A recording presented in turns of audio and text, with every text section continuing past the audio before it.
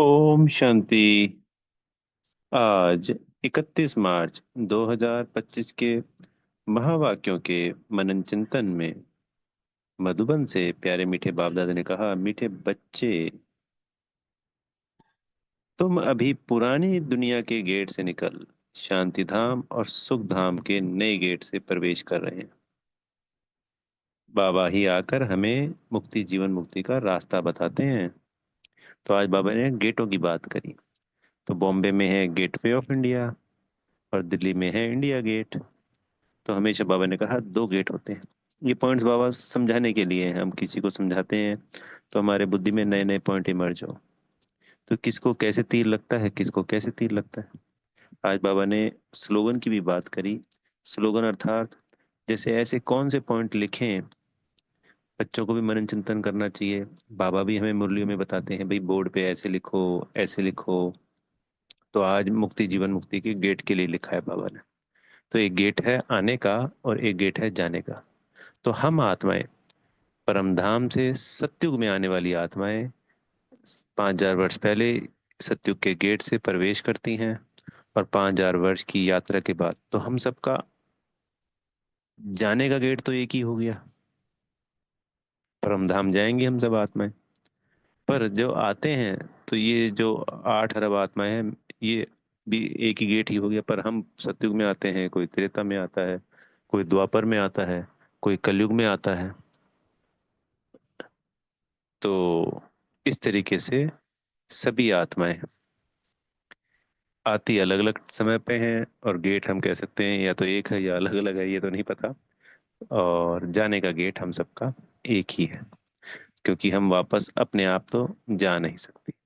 तो बाबा ने कहा कि हम लिख सकते हैं बोर्ड पर कि मुक्ति, जीवन मुक्ति जाने का गेट, क्योंकि यही तो रास्ता है। चाहे हमारे सेंटर हैं, चाहे बाबा के घर हैं। तो बाबा जो जो पॉइंट हमें बताते हैं वो हमें बोर्ड पर लिखकर कोई ना कोई एक पॉइंट जरूर लिखना चाहिए बोर्ड से।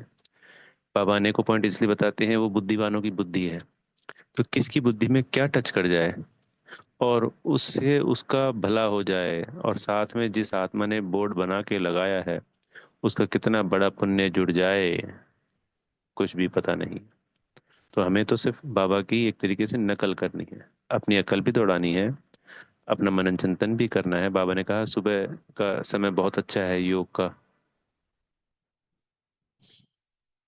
तो उस वक्त योग के अलावा हमें मनन चिंतन भी करना चाहिए। नए नए पॉइंट्स निकलते हैं।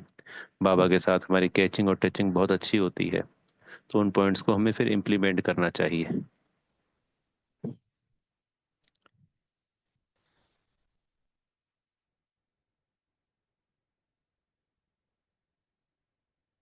तो बाबा ने आज हमारे को नए गेट से आने का और पुराने गेट से, पुरानी दुनिया से, पुराने गेट से हम अब सभी जाएंगे। इस गेट को खोलने के लिए हम सब बच्चे ये पुरुषार्थ कर रहे हैं। हमारा आत्मिक स्थिति में स्थित होकर एक एक संकल्प बहुत शक्तिशाली है। इससे बाबा को बेहद मदद मिलती है। जो बच्चा जितनी ज्यादा प्रैक्टिस करता है, पुरुषार्थ करता है, उतनी ही ज्यादा बाबा को मदद मिलेगी और उतना ही हमारा जमा का खाता बढ़ता जाएगा। फिर बाबा ने प्रश्न उत्तर में समझाया कि वर्तमान समय में हमारा सबसे अच्छा कर्म कौन सा है। तो मनसा वाचा कर्मणा, अंधों की लाठी बनना। मनसा से हम सकाश देते हैं पूरे विश्व की आत्माओं को, वाचा से समझाते हैं, और कर्म जो हमारे गुणों को, शक्तियों को, हमारी देवी चाल चलन होएगी तो दूसरों के ऊपर हमारे कर्म का प्रभाव पड़ेगा। ये तो कुछ विशेष है। जैसे कल संडे की मुरली में संपन्नता की बात करी। तो संपन्नता बाबा ने कहा कैसे हमारे कर्म में, हमारे बोल में, हमारे चलन में, हमारे चेहरे से नजर आनी चाहिए। तो अंधों की लाठी, सारा संसार ही अंधा है, क्योंकि ज्ञान नहीं है, अंधेरे में धक्के खा रहे हैं। हम भी खा रहे थे जब तक हम बाबा के बच्चे नहीं थे। तो हमें भी तो किसी ने लाठी, मतलब ये रास्ता दिखाया ना। तो सभी अंधों की हमें लाठी बनना है, मनसा वाचा कर्मणा। तो बाबा ने कहा कि इसमें ये लिखा आज, बताया कि ऐसा कौन सा हम शब्द लिखें जो उनको मुक्ति, जीवन मुक्ति का रास्ता मिल जाए। कि उनको ये समझ में आ जाए कि यहीं से सुख शांति का गेट जाता है।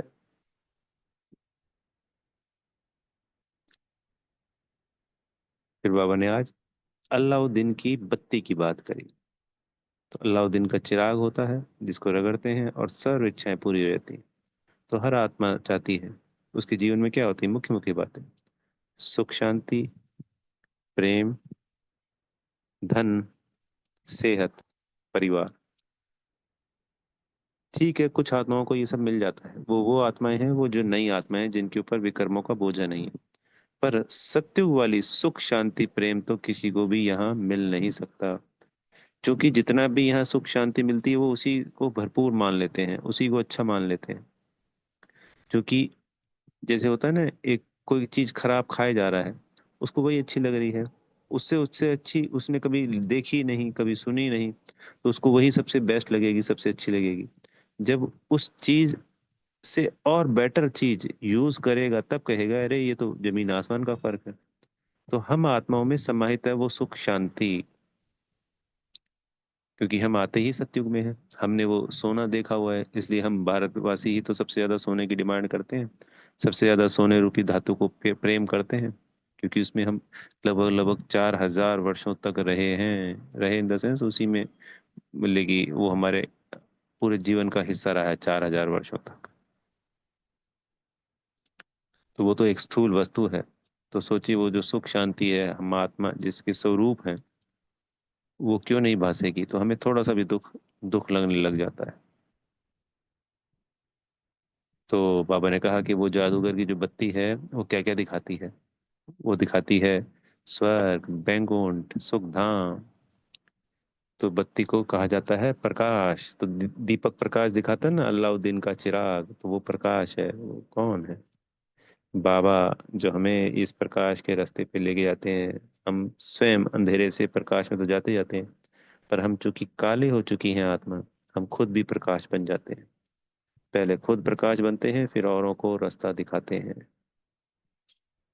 तो बाबा ने कहा बच्चे अनेक प्रदर्शनियां करते हैं, मेले करते हैं और सब इतना खर्चा करते हैं, माथा मारते हैं। पर बाबा के बच्चों से पूछते हैं, बोले बच्चे पूछते हैं बाबा से, बाबा क्या नाम रखें, क्या स्लोगन रखें।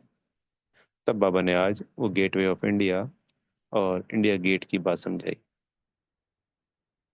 तो हमें क्या लिखना है, बाबा ने कहा है गेट ऑफ मुक्ति, जीवन मुक्ति, ये स्लोगन दिया।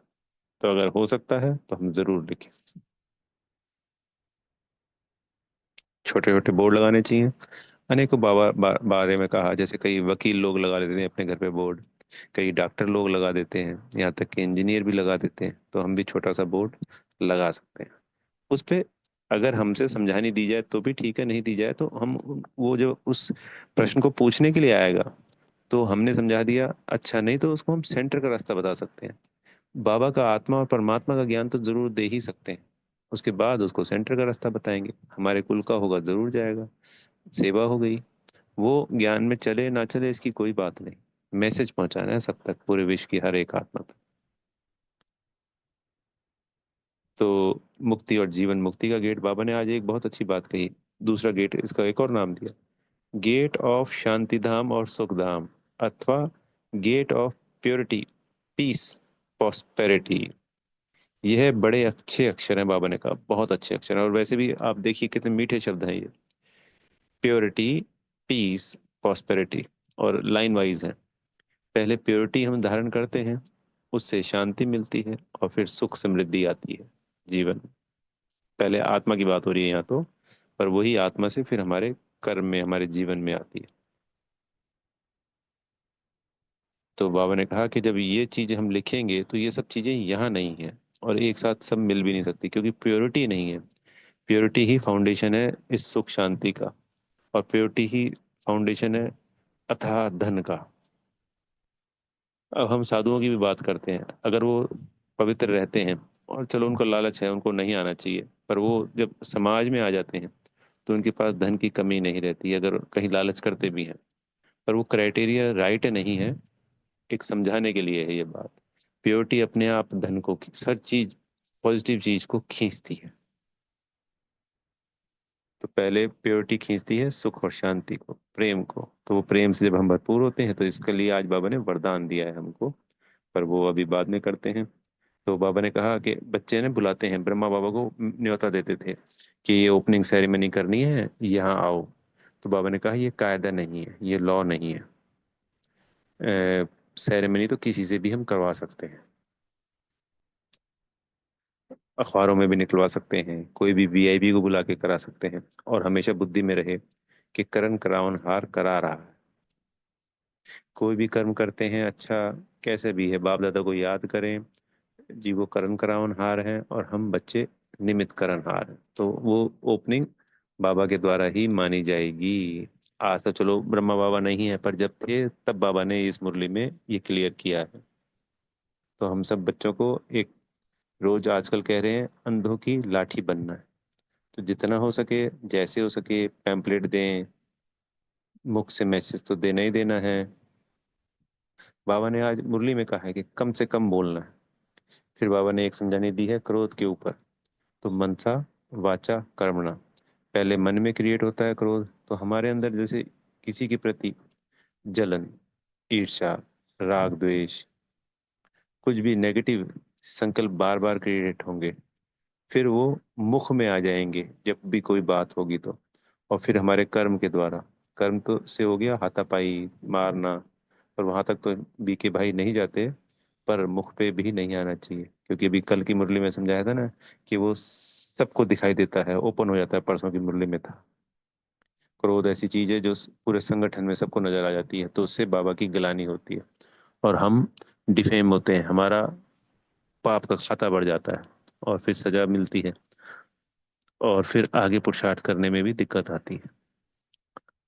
और बेसिक बात यह है कि हमें तो इन विकारों को छोड़ना ही छोड़ना है। तो बाबा 2 दिन से 3 दिन से हमें क्रोध के ऊपर स्पेशल समझानी दे रहे हैं।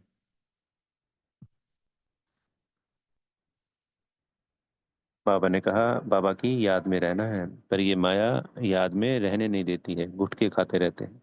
बार बार याद करना है कि मैं तो इस पूरे विश्व का मालिक हूँ, मैं तो सुख धाम में जाने वाली आत्मा हूँ। जैसे कल की मुरली में, रविवार की अव्यक्त मुरली में बाबा ने हमें कहा कि हमारा श्रेष्ठ भाग्य है, सर्वश्रेष्ठ भाग्य है, अपने भाग्य के गुणगान करने हैं, हमेशा खुशी में रहना है। हमें बाबा मिल गया, बाबा पढ़ा रहे हैं, बाबा हमें सतगुरु जी के रूप में साथ लेके जाएंगे। सुख शांति का जिस गेट की आज बात कर रहे हैं, बाबा खोलते ब्रह्मा बाबा हैं, पर हम बच्चे भी तो उनके साथ है ना। एक होते हैं जी ओपनिंग सेरेमनी में बहुत दूर दूर खड़े हैं, दूर दूर बैठे हुए हैं, और एक हैं जो रिबन काट रहा है उसके साथ खड़े हैं।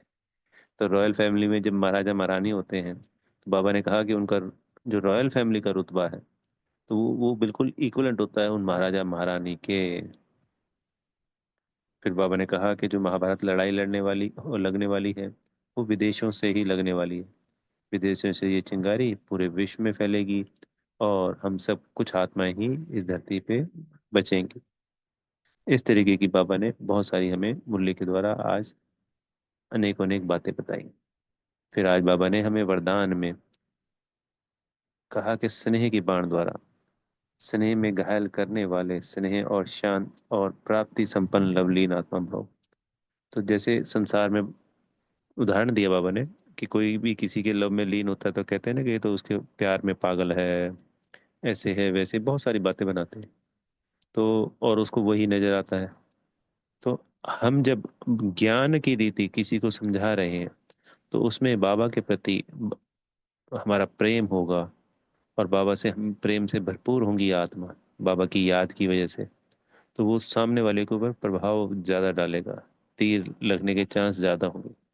अगर वो मुक्ति धाम में भी जाने वाली आत्मा है ना जी, तो वो उस बात को माने की डिनाई नहीं करेगी, और अपने को आत्मा समझ, अगर उसने परमात्मा को याद किया, चाहे वो यज्ञ में नहीं आएगा क्योंकि हमारे कुल की नहीं है, हम मान लेते हैं, तब भी उसकी प्राप्ति अनंत होगी। वो जब अपने समय पे आएगी द्वापर कलयुग में, तो वो अपने सर्वोच्च पद को प्राप्त होगी, और उसका भी पुण्य का खाता जमा होगा, हमारा भी होगा। उसके विकर्म विनाश होंगे और उसकी दुआएं लगेंगी। और हमें विश्व की प्रत्येक आत्मा तक बाबा का मैसेज पहुंचाना है, पर वो हमारे कर्म से, वो जो प्रेम है बाबा के प्रति, वो आत्माओं को प्रभावित करे, झलके, दिखाई दे। तो वो जो बाण है प्रेम का, वो स्नेह का, उनको घायल कर देगा, बाबा ने कहा। पॉइंटों को बार बार दोहराना या कुछ भी कहना, ये तो हो गया स्वरूप नहीं है, ये तो सिर्फ एक बोलना हो गया हमारा। पर अगर हम आत्मिक स्थिति का अभ्यास करते हैं और बाबा से प्रेम से संपन्न हो जाती है आत्मा, तो उस अथॉरिटी से बोलने का प्रभाव पड़ेगा ही पड़ेगा। जैसे कल की अव्यक्त मुरली में था, आज स्लोगन में बाबा ने कहा कि संपूर्णता द्वारा समाप्ति के समय को समीप लाओ। हमारी अपनी संपूर्णता का समय हमें फिक्स करना है कल की मुरली के हिसाब से, जैसे बताया था बाबा ने, और उससे समय को समीप लाना है। अव्यक्त इशारे में है कि सभी आत्माएं समझाने लगी हैं कि ये कोई है, लेकिन यह एक ही है। तो ये सोचती हैं जैसे और संस्थाएं हैं वैसे ये भी संस्था है, और भी प्रभावशाली है, ये भी प्रभावशाली है, और भी भगवान का रास्ता बताते हैं, ये भी भगवान का अच्छा रास्ता बताते हैं। पर बाबा कहते हैं कि यह एक ही है, ये ही हैं जिनसे हमें परमात्म प्राप्ति हो सकती है। अभी ऐसा नहीं हुआ है।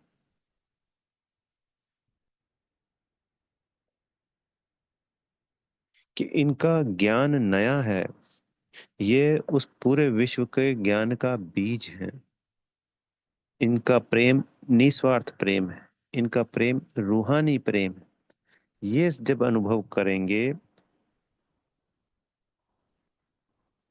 तो बाबा की प्रत्यक्षता होगी। यही अथॉरिटी वाली आत्माएं हैं, सत्य ज्ञान की अथॉरिटी वाली आत्माएं हैं। यही प्रेम जो कर रही हैं, सच्चा प्रेम है इनका, निस्वार्थ प्रेम। तो ये पूरे महीने मार्च में जो अव्यक्त इशारे थे, उसमें सत्यता और सभ्यता रूपी कल्चर को अपनाना था हमको। तो सत्यता की शक्ति और सभ्यता से जो भी ये सत्य बातें हैं, बाबा का जो सत्य ज्ञान, किसी भी आत्मा के समक्ष रखना है, बड़े प्रेम से, स्नेह से, सच्चाई से, निडरता से, निर्भयता से। तो ये सब कैसे आएंगी चीजें, क्वालिटीज, गुण? अपने को आत्मा समझ, उस प्यारे मीठे परम पिता परमात्मा को, मीठे बाबा को, प्यारे टीचर, प्यारे सदगुरु जी को बिंदी रूप में याद करने से। अच्छा, ओम शांति। बेहद का धन्यवाद मेरे प्यारे मीठे माता पिता बाप दादा जी का, आप सभी आत्मा भाइयों का, और दिल से बेहद की शुभकामनाएं।